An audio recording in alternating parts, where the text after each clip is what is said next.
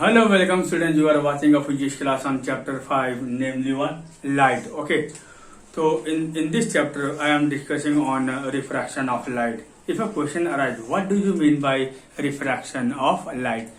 Refraction of light का मतलब आप समझिएगा कि बेंडिंग ऑफ लाइट। क्या कहा मैंने?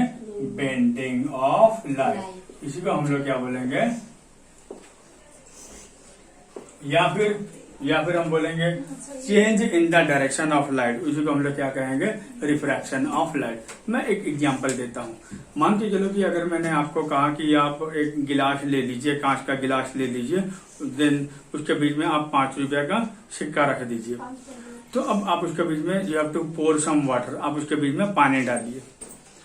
मैं आपको कहूंगा कि आप थोड़ा सा पीछे हो जाइए। मीन्स कांच के गिलास में 5 रुपए का सिक्का, मैंने इसीलिए कहा पीछे हो जाइए, 5 रुपए का कॉइन पकड़ने के लिए नहीं, बल्कि मैंने आपको इसीलिए पीछे जाने के लिए कहा क्योंकि आप जब तक पीछे जाते रहोगे एक ऐसा समय आएगा कि आपको उस पानी के अंदर में वो कॉइन दिखना बंद हो जाएगी। आप अपने फ्रेंड को बोलिए कि गिलास में और पानी डाल दो। जब वो और पानी डालेगा ना, तब वो आपको कॉइन दिखाई देगी। पहले आपको दिखाई नहीं दिया, अब आपको दिखाई देने लग गया पानी डालने से। तो ये जो चीजें हैं, इसी को ये किसके चलते हुआ है? रिफ्रैक्शन ऑफ लाइट के चलते हुआ है। फिर आ जाओ, मैं अगर आपको एक गिलास पानी दूं, कांच का गिलास, उसमें आप एक पेन या पेंसिल कुछ भी रख दो, then you will see this pencil look bent and short. वो छोटा और क्या हो जाएगा?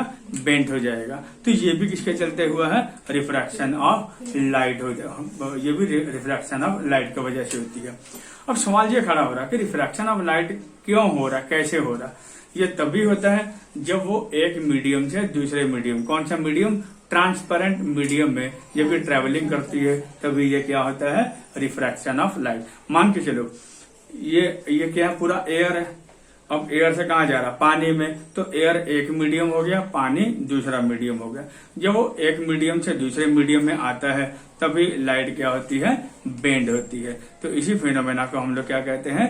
रिफ्रैक्शन ऑफ लाइट कहते हैं। ओके, तो अब हम बात करेंगे रिफ्रैक्शन के संबंध में क्या क्या डेफिनेशन आते हैं। तो ये आपको याद करना बहुत जरूरी है। देखो इसका ये क्या है?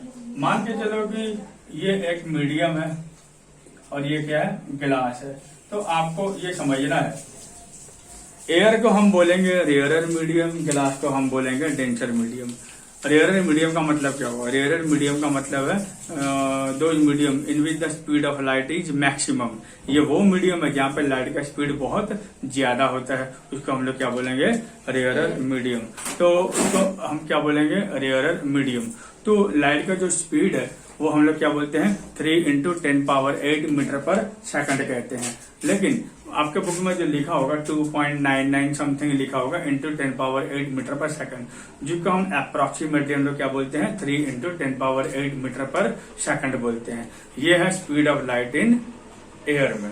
ओके, नेक्स्ट हम बात करेंगे, अगर मैं बात करूंगा स्पीड ऑफ लाइट इन गिलास में लाइट का स्पीड क्या है? वो 3 से भी कम होगा, पानी में और भी कम होगा। तो अब ये जो है, ये सब क्या है? डेंसर मीडियम है, जिसमें लाइट का स्पीड क्या होते हैं? कम होते हैं। इसलिए ये हो गया डेंसर मीडियम और ये क्या हो गया? Rarer medium. ओके, तो अब इसके रिलेटेड में हम इसको डिफाइन कैसे करेंगे? देखो एक हम बात करेंगे डिफाइन, तो आराम से देखोगे तो डिस्टर्बेंस नहीं होना चाहिए।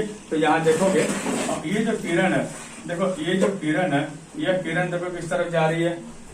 और जैसे देखो ये एयर है, पूरा एयर में लाइट आ रही है, सूरज की लाइट आ रही है, जब बल्ब की लाइट आ रही है।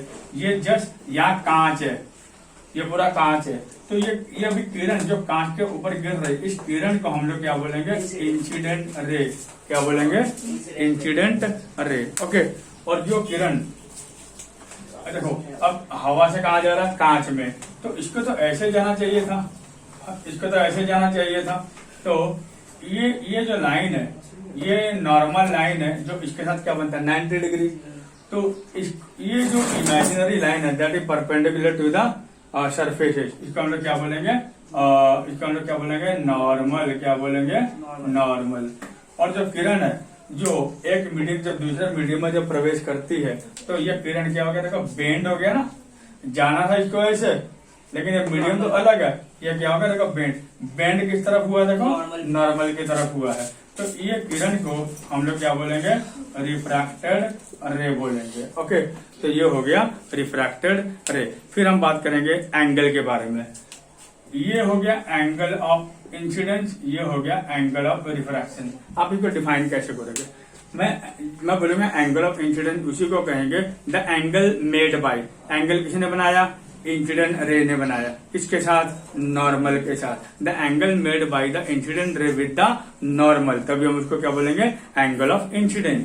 और ये जो एंगल बनाया किसने, रिफ्रैक्टेड रे ने, किसके साथ बनाया एंगल, नॉर्मल के साथ, तब हम उसको क्या बोलेंगे, रिफ्रैक्टेड रे। ये क्लियर हो गया।